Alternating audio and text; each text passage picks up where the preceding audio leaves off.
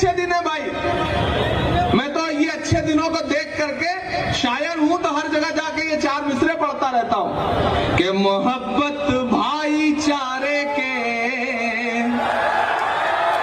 दीवाने दिन ही लौटा दो।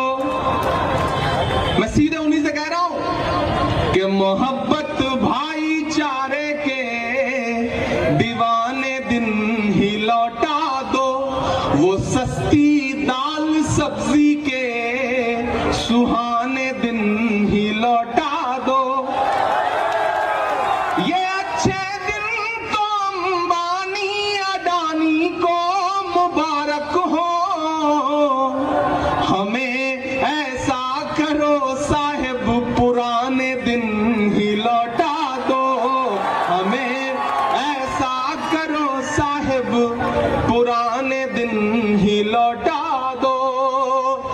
ये चुनाव बहुत अहम चुनाव है। इस मुल्क में दो ताकतें हैं। एक ताकत वो है जो सोचती है कि मुल्क उसकी तानाशाही से चलेगा, मुल्क उनकी मर्जी से चलेगा। लेकिन एक तरफ वो ताकतें खड़ी हैं जो ये कह रही हैं कि मुल्क डॉक्टर बाबा साहब भीमराव अंबेडकर के संविधान से चलेगा, जो ये कह रहे हैं कि मुल्क महात्मा गांधी के विचारों से चलेगा, मौलाना आजाद के सपनों से चलेगा, ये मुल्क पंडित जवाहरलाल नेहरू के ख्वाबों से चलेगा। और उसी मिशन को लेकर के, उसी ताकत को लेकर के नफरत के खात्मे के लिए एक शख्स है जो पिछले 83 दिन से हर रोज 25 किलोमीटर पैदल चल रहा है कन्याकुमारी से कश्मीर तक, जिसका नारा क्या है कि नफरत छोड़ो भारत जोड़ो। एक तरफ जब हुकूमतों में बैठे हुए लोग पूरे मुल्क में नफरत फैलाने में लगे हैं, ऐसे वक्त में एक अकेला नेता इस देश में जो सीना ठोक के कह रहा है कि मैं आरएसएस की नफरत की राजनीति के खिलाफ खड़ा हूं। मैं देख के आया हूं उस यात्रा को, मैं शामिल रहा हूं उस यात्रा में, मैं चलता रहा हूं उस यात्रा में, मैं गांधी के गुजरात में खड़ा हूं। इसलिए भी ये बात कह रहा हूं कि मुझसे मीडिया के साथी कहते हैं इमरान साहब आप इस यात्रा के बारे में क्या सोचते हैं, तब मैं कहता हूं कि अगर मैं महात्मा गांधी के दौर में पैदा हुआ होता तो अंग्रेजों के खिलाफ उनके साथ भी पैदल चल रहा होता। लेकिन मैं अगर इस दौर के गांधी के साथ पैदा हुआ हूं, राहुल गांधी के साथ पैदा हुआ हूं, तो मैं उनके साथ भी अपने पैर के छालों की परवाह किए बगैर चल रहा हूं। जो हर जालिम से टकराएगी वो आंधी बनाऊंगा, जो हर जालिम से टकराएगी वो आंधी बनाऊंगा। नए अंग्रेज आए हैं, नया गांधी बनाऊंगा। नया गांधी, इस दौर का गांधी अपने पांव के छालों की परवाह किए बगैर 2000 किलोमीटर से ज्यादा चल चुका है, सिर्फ इसलिए कि मुल्क में भाईचारा आए, मोहब्बत आए, प्यार आए। मेरे भाई 5 दिसंबर को आपको ईवीएम की कतारों में खड़े होना है, पोलिंग बूथ पर जाना है। तो जब जाइए तो बुनियादी मुद्दों को याद करके जाइए। याद करिएगा, बटन दबाने से पहले ये याद रहे कि आपके इसी सूबे में 135 से ज्यादा लोगों ने अपनी जान इसलिए गंवा दी क्योंकि भ्रष्टाचार की वजह से एक ऐसा पुल जिसका रखरखाव किया जाना था वो पुल ढह गया और 135 लाशें बिछ गईं। ये याद रखिएगा, लेकिन उससे ज्यादा ये बात याद रखिएगा कि जब 135 लाशें बिछी थी, मोरबी में कफन सिले जा रहे थे, तो हुकूमत का फर्ज यह था कि पूरा प्रशासनिक अमला, मुख्यमंत्री, प्रधानमंत्री जी खुद यहां थे, वो सारे के सारे मोरबी में मौजूद होने चाहिए थे। लेकिन अफसोस, देश का हाकिम दिन में 3 बार कपड़े बदल के उद्घाटन कर रहा था। याद रखिएगा इस बात को, याद रखिएगा इस बात को। असलम साहब मुंबई से आए हैं, वो मंजर याद रखिएगा कि शाहरुख खान के बेटे आर्यन के पास से 5 ग्राम ड्रग्स की बरामदगी दिखा करके टीवी चैनलों पर सरकारी एजेंसियों ने जो तमाशा करवाया था, उसे याद रखिए। रखिएगा, लेकिन फिर यह भी याद रखिएगा कि इसी गुजरात के मुद्रा पोर्ट पर हजारों हजार करोड़ के ड्रग्स पकड़े गए और मीडिया में बात तक नहीं हुई।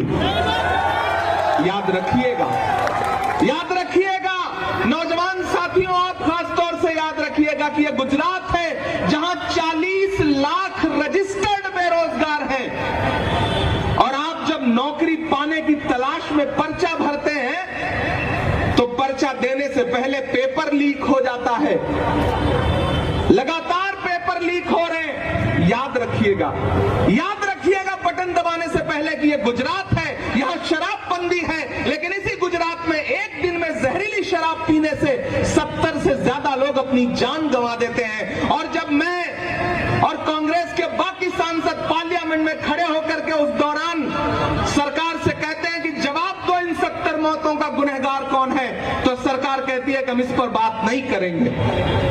याद रखिएगा, जरूर याद रखिएगा, वो आपको भटकाने की कोशिश करेंगे। वो उनका एक मुख्यमंत्री आएगा, वो कहेगा कि राहुल गांधी की दाढ़ी तो सद्दाम हुसैन से मिलती है, वो आपको भटकाने की कोशिश करेगा। लेकिन जब उन्हें कहे तो पलट के आप उन्हीं से कह दीजिएगा कि भैया आप भी आईना देख लो, आपकी शक्ल भी मोदी जी के दोस्त नवाज शरीफ के जैसी लगती है। उन्हें कह दीजिएगा, मुद्दों पे डटे रहिएगा, पूछिएगा कि महंगाई कैसे बढ़ गई। आप तो कहते थे कि मैं चौकीदार हूं, मेरे हाथ में देश की तिजोरी सौंप दो, मैं खजाना नहीं लूटने दूंगा। लेकिन मेरी माओ बहनों, ये याद रखिएगा कि आज से 6 साल पहले एक दिन टीवी चैनलों पर वो नमूदार हुए और उन्होंने कहा कि भाइयों बहनों, आज से 500 और 1000 का नोट बंद। जानते हैं क्यों? क्योंकि आपने अपने पल्लू में छुपा करके, रसोई में आटे के डब्बे में छुपा करके जो थोड़े बहुत पैसे रखे थे ना घर वालों से, ताकि बच्चों की किसी मुसीबत में काम आए, उस पैसे को आपसे छीन के बैंक में जमा करवाना था ताकि अपने उद्योगपतियों, दोस्तों का कर्जा माफ किया जा सके, आपको लूट करके अमीरों की तिजोरी भरी जा सके। याद रखिएगा, तब जाइएगा और वोट करिएगा। मैं तो अलग ऐलान चारों तरफ सवाल करता हुआ फिर रहा हूं। डराने की कोशिशें की जाती हैं, आवाज दबाने की कोशिशें की जाती हैं। कहा गया है, सुना गया है, कोई न बोले, ज़बां दराजों को मशवरा है, कोई न बोले। अजीब लुकनत पसंद हाकिम से वास्ता है, जो चाहता है, जो सोचता है, कोई न बोले। लेकिन मैं बोल रहा हूं, क्योंकि मैं इसलिए जिंदा हूं कि मैं बोल रहा हूं। दुनिया किसी गूंगे की कहानी नहीं लिखती। याद रखिएगा कि जब प्रधानमंत्री जी लाल किले की प्राचीर पर खड़े होकर के महिला सम्मान, महिला सुरक्षा का भाषण दे रहे थे, तो उसी दिन, उसी के 2 घंटे बाद इसी गुजरात में भारत की एक बेटी बिल्किस बानो के बलात्कारी रिहा किए जा रहे थे। याद रखिएगा। अभी 7 दिसंबर से पार्लियामेंट का सेशन शुरू होगा।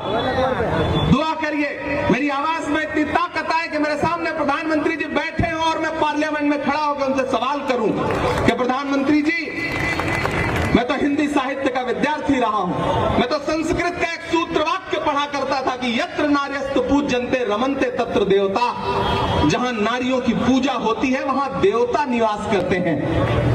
लेकिन मुझे अफसोस है कि जिस देश में नारियों की पूजा होने पर देवता निवास करते थे, वहां नारियों की पूजा छोड़िए, बलात्कारियों की पूजा हो रही है। और प्रधानमंत्री जी चुप हैं।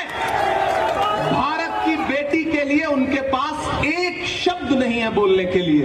याद रखिएगा, जिस गुजरात के विकास का ढिंढोरा पूरे देश में पीटा गया, उस गुजरात के विकास का सच जानना है तो मुझे सुनो आप। ये वो गुजरात है जहां सड़कों की हालत ऐसी है कि सड़क में गड्ढे या गड्ढे में सड़क है, आप अंदाजा ही नहीं लगा सकते।